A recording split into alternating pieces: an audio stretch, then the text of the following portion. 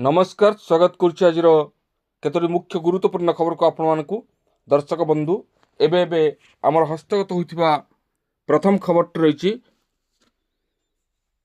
जोरदार हेबो गाड़ी चेकिंग एही सब डॉक्यूमेंट नथिले पड़िबो फाइन जानिबा से संपर्क संपूर्ण विवरण मैं आपण मानक वीडियो प्रदान करी से आपण निश्चित वीडियो को प्रथम शेष पर्यंत देखिए जब वीडियो भल लगे तो पाखे थिबा लाल बटन में निश्चित सब्सक्राइब करेंगे पाखे आसुवा बेल आइकन बजाय देवे और ऊपर आसुवा ऑल नोटिफिकेशन क्लिक करके भूलिबेनि जहाँफल एभली वीडियो सर्वप्रथम आपण मानक निकटरे पहुँच पार तेज आसतु जानिबा आज प्रथम खबरटी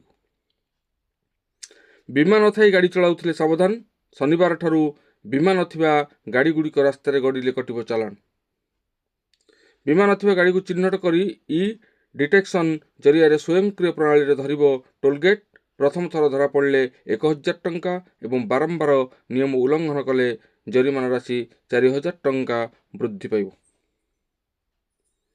केवल जरिमाना नुहे बरं गाड़ी मालिक को 3 मास पर्यंत जेल दंडर दंडित होवार व्यवस्था रही सेपटे जो मानकर गाड़ी बीमा ना से आसंता काली ठारू गाड़ी को कौन सी टोल गेट दे नियंतु नाही बोली कही सतर्क कराई एसटीए।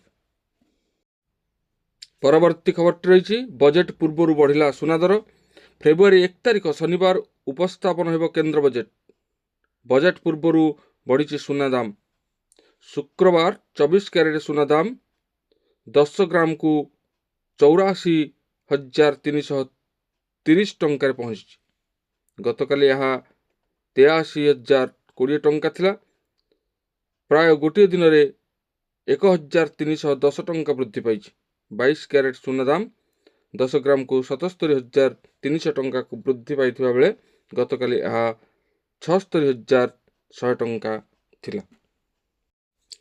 परवर्ती खबर रही युक्त 2 थियोरी परीक्षा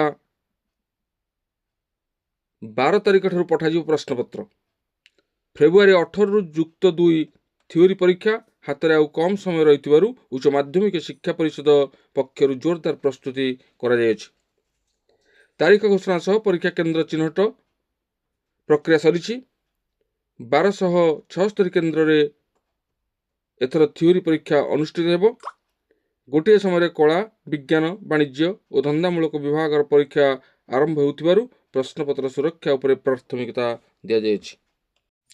परवर्ती खबर रही ओडिशार प्रति जिले में हेबो सम हॉस्पिटल तृणमूल स्तर लोक मानक सुलभ तथा गुणवत्ता विशिष्ट स्वास्थ्य सेवा देवाकू प्रति जिले में सम हेल्थ केयर सर्विस पक्षर 50 शଯ୍या विशिष्ट मल्टी स्पेशलिटी हॉस्पिटल स्थापन करा राज्य में स्वास्थ्य सेवा को त्वरान्वित करने निमंते सम हेल्थ केयर सर्विस पक्षर एक विस्तृत योजना हाथ को नि परवर्ती खबर रही 20,000 सरकारी चाकरिया फेराइले राशन कार्ड यही तथ्य रखिंट जोगाण मंत्री कृष्णचंद्र पात्र मंत्री कहते कंट्राक्चुअल चाकरी करी 11 रु 12,000 टंका पाउथिबा सरकारी चाकरियांकर कटिबो नाही राशन कार्ड स्वल्प वेतनभोगी कम दरमा पाउथिले कार्ड फेराइबा आवश्यक नहीं बोली मंत्री कहते एनएफएस नियम अनुसार ग्रामीण अंचल रे जार 10,000 रोजगार थिबो सेमाने फेराइबे नहीं राशन कार्ड जार 15,000 उपर रोजगार थिबो सेमाने फेराइबे राशन कार्ड भल चाकरी बा भल दरमा पाउथिबा कर्मचारी फेरांतु राशन कार्ड बोली मंत्री अपील करछिंती। परवर्ती खबर रही भारत में अनेक लोक पेमेंट फोन पे एवं गूगल पे साहाय्य यूपीआई व्यवहार करते फेब्रुआरी 1 रु यूपीआई नियम परिवर्तन होगा जाउछि National Payments Corporation of India बा एनपीसीआई फेब्रुआरी आरंभ रु किछि यूपीआई ट्रांजैक्शन उपर रोक लगाइबाकु जाउछि एने भारतीय गणमाध्यम किछि रिपोर्ट प्रकाश पाई जहाँ आपण जानिबा निहाती दरकार एनपीसीआई कहिछि जे ए वर्तमान किछि यूपीआई यूजर्स उपर प्रभाव यह पड़िबो एनपीसीआई ट्रांजैक्शन आईडी करिवार प्रक्रिया को स्टैंडर्डाइज करने को घोषणा करिछि एनपीसीआई कहिछि जे जेउ यूजर मानक पाखरे यूपीआई आईडी रे स्पेशल अक्षर रही से पेमेंट स्वीकार करा जिवो नाही एनपीसीआई द्वारा शेयर करा जाउथिबा सूचना अनुसार यूजर्स केवल ଆଲଫାନ୍ୟୁମରିକ୍ ସଂଖ୍ୟା ମାଧ୍ୟମରେ ପ୍ରସ୍ତୁତ ହୋଇଥିବା ଆଇଡିରୁ ଟ୍ରାଞ୍ଜାକ୍ସନ୍ କରିପାରିବେ। ଯେଉଁମାନେ ଆଲଫା ନ୍ୟୁମେରିକ୍ ଅକ୍ଷର ବ୍ୟବହାର କରୁନଥିବେ ସେମାନଙ୍କର ଆଇଡିକୁ ବ୍ଲକ୍ କରିଦିଆଯିବ। NCPIର ବା national payments corporation of India ଜାରି କରିଥିବା ଗାଇଡ଼ଲାଇନ୍ ମୁତାବକ ଫେବୃଆରୀ 1 ତାରିଖରୁ କେବଳ ଆଲଫା ନ୍ୟୁମେରିକ୍ କ୍ୟାରେକ୍ଟର୍ସ UPI ଆଇଡିରେ ହିଁ ପେମେଣ୍ଟ ଗ୍ରହଣ କରାଯିବ। ଏନେଇ UPI ଅପରେଟର୍ସମାନଙ୍କୁ ରୋକଠୋକ ସର୍କୁଲାର ଜାରି କରି NPCI କହିଛି। ଯଦି ଏହି ନିୟମକୁ UPI ଅପରେଟର୍ସ ପାଳନ କରନ୍ତି ତାଙ୍କ ଆପ୍ ବ୍ୟବହାରକାରୀମାନଙ୍କ ପେମେଣ୍ଟସ୍ କୌଣସି ସେଣ୍ଟ୍ରାଲ୍ ସିଷ୍ଟମ୍ ଆପ୍ ଟ୍ରାଞ୍ଜାକ୍ସନ୍ ନେଇ ଅନୁମତି ପ୍ରଦାନ କରିବେ ନାହିଁ। ଏହା କିଭଳି ସେମାନଙ୍କର ଉପଭୋକ୍ତା ବ୍ୟବହାର କରିବେ ତାହା UPI ଅପରେଟର୍ସ ଆପ୍ ନିର୍ମାତାଙ୍କ ଉପରେ ନିଶ୍ଚିତ କରିବ। ପରବର୍ତ୍ତୀ ଖବରଟି ରହିଛି ପାଣିପାଗ ସମ୍ପର୍କିତ। ରାଜ୍ୟରେ ଖରାର ପ୍ରଭାବ ଆରମ୍ଭ ହୋଇଯାଇଛି। ନିର୍ମଳ ଆକାଶ ଯୋଗୁଁ ଟାଣ ଖରା ଅନୁଭୂତ ହେଉଛି। ଏହାର ପ୍ରଭାବରେ ଆଜି ରାଜ୍ୟର ବିଭିନ୍ନ ସ୍ଥାନରେ ତାପମାତ୍ରା ଉପରମୁହାଁ ହେଉଛି।